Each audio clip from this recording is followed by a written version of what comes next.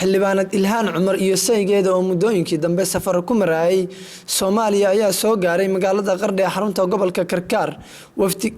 wafdigan Ilhaan Cumar iyo saygeeda ayaa waxa ku wehelinayay wasiirka maaliyadda dowladda Puntland Cabdullaahi Sheekh Axmed iyo mas'uuliyiin kale maamulka gobolka Kandegmada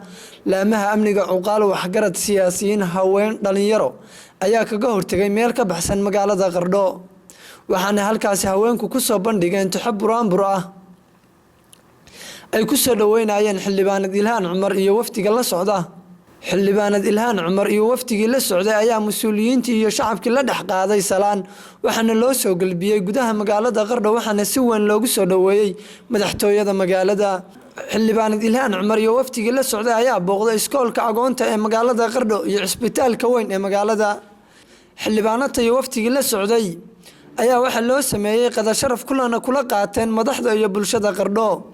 gudoomiyaha degmada Qardho barasaabka gobolka Karkaar mas'uuliyiin waxgarad haween iyo abwaano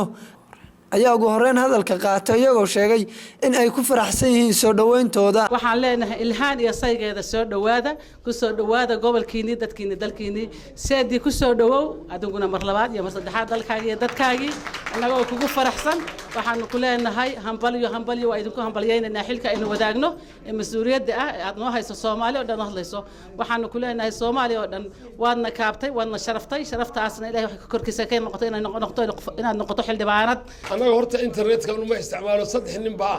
تيم كريبورك إلهان هل صانو بانو مالنا فرحيني مالنا نحني واحد يبقى بتين وين يغبني اللي يلاقوا نجم مغن يو نيكل يا داق عبد جفرة خليف واكن مركا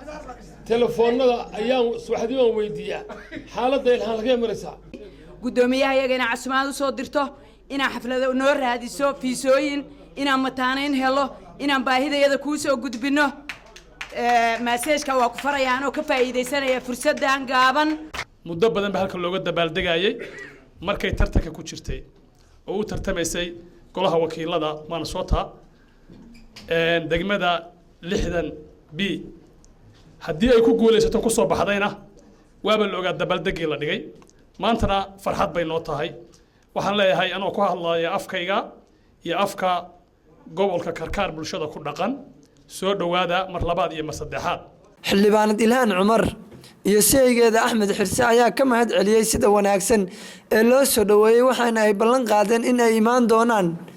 dalka xilliyada ay fasax yihiin. walaalahayga aan jeclaa sharaf baa idinka muuqato